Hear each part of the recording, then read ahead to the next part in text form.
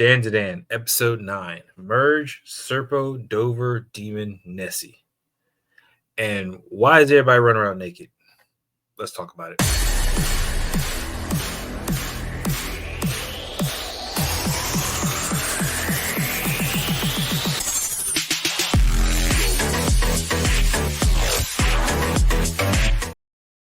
Welcome back, Geek. So today we're talking about episode 9 of Dan to Dan.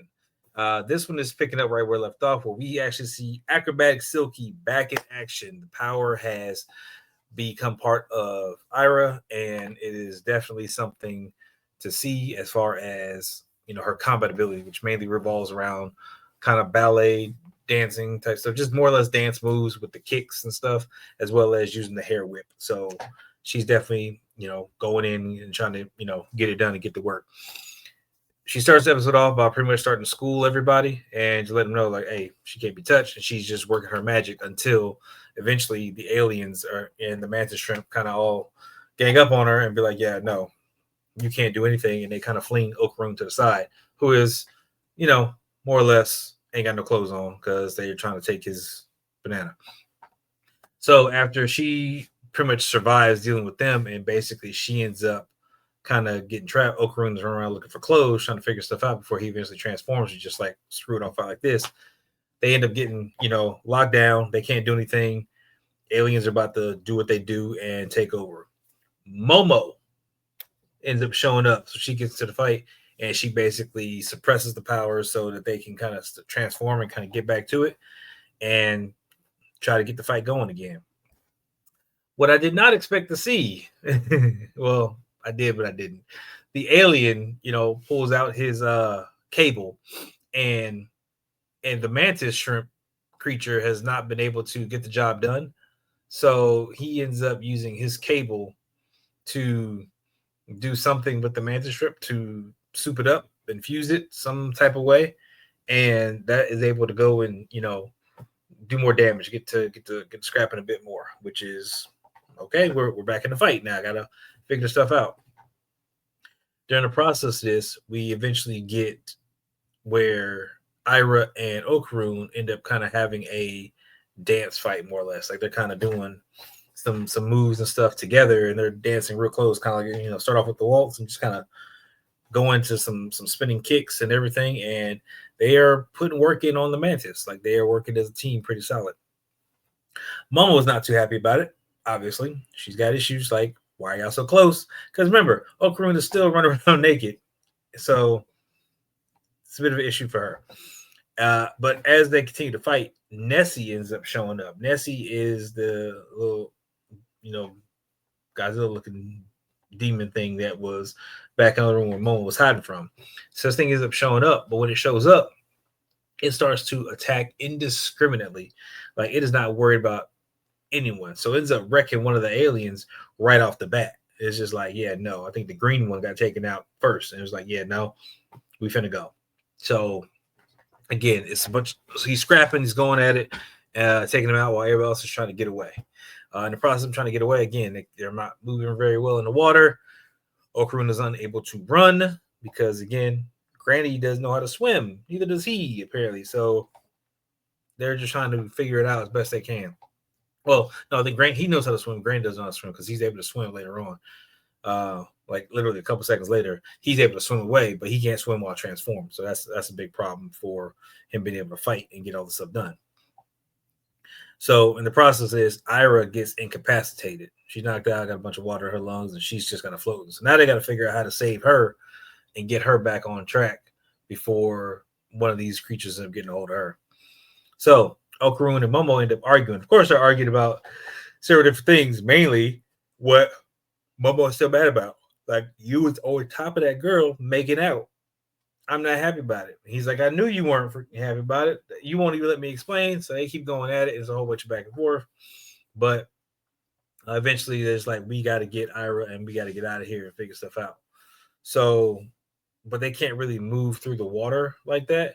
So what ends up happening is she ends up, and again, you take whatever innuendo you want from this. She ends up having to use her ghost hands, and she ends up grabbing Okaroon while he's more or less kind of, in torpedo mode.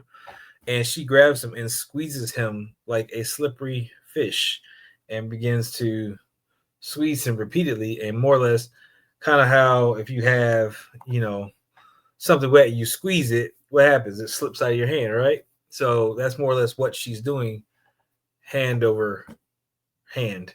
And she's doing that to basically torpedo him through the water to build up speed. And they do this so they can get a hold of Ira and get her to safety.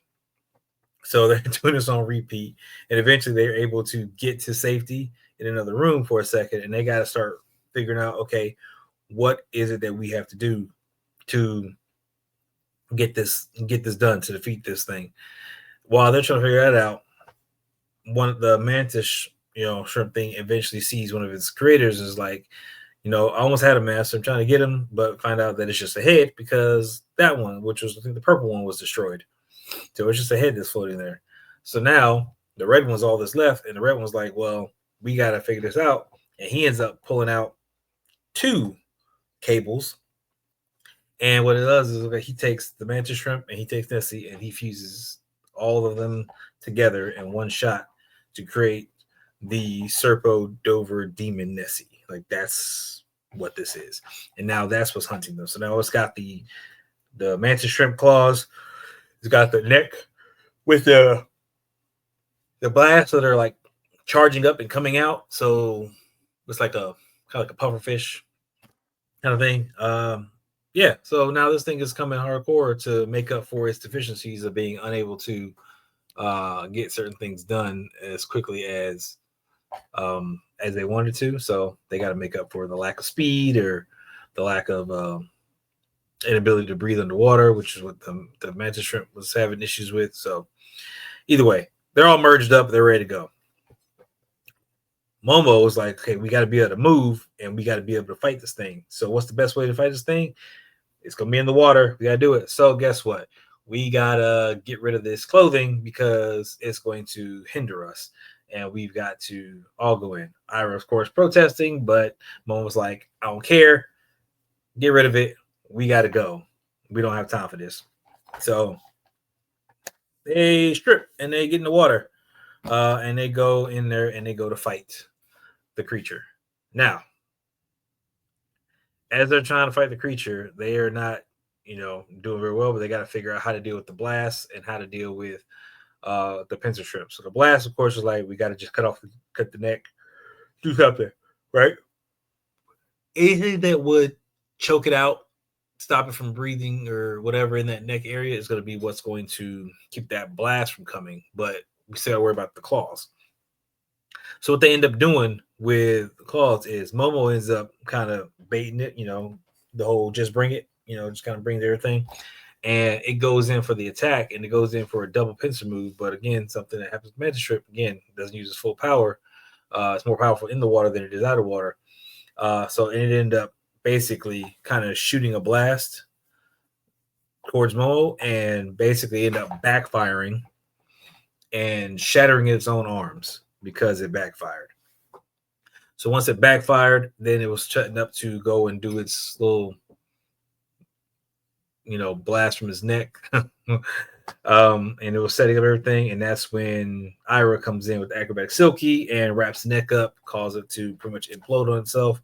And they pretty much take out the bad guys, destroy it, and they are left lying on the floor, Okaroon on top of Momo, and they're just like, yo, we did it, survived, fantastic, like, yo, good job, team, everything's great.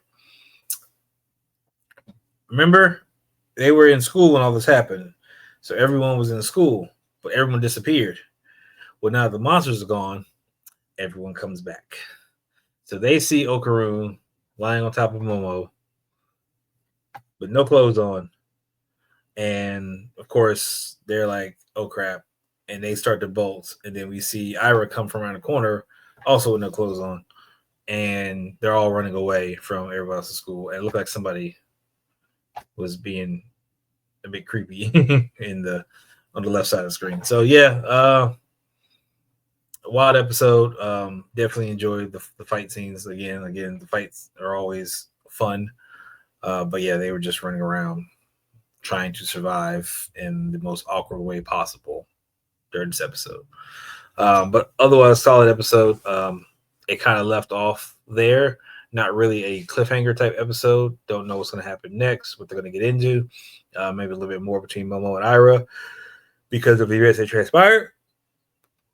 But I think that they can now start a more of a new story depending on how many episodes they're going to do. If they're doing like this, some of the standards are like 11, 12 episodes. Then they got 2 to 3 more episodes they can do. And you can do one more kind of villain, I guess, in there, like a bigger arc and stuff, and kind of set up for a new season. Or you can just kind of run it out from here. We also have the ability to go 24 episodes if they want to go the full 24. But again, there's no cliffhanger or anything set up right here, except for we're still looking for the last ball. We don't know where that is. So, yeah, I don't know. We'll have to wait and see how it goes. But if you've been with us so far, by all means, please hit that lovely red subscribe button. We appreciate you guys for joining us. Definitely want to see how this is going to transpire between the 3 of them. Are they going to gain any more team members? Or is he going to get his other ball back? What happens when he gets his other ball back? What happens to Granny? Is she still going to stick around? Is there another reason? Does he just keep her power indefinitely because she's stuck in that form? Like, what's the deal? So there's got to be some kind of twist to go into it to allow him to maintain that if you want to continue the season going or continue to a new season. But again, we got to see what they got for us. So that's all I got for this one. I'll catch you guys in the next one.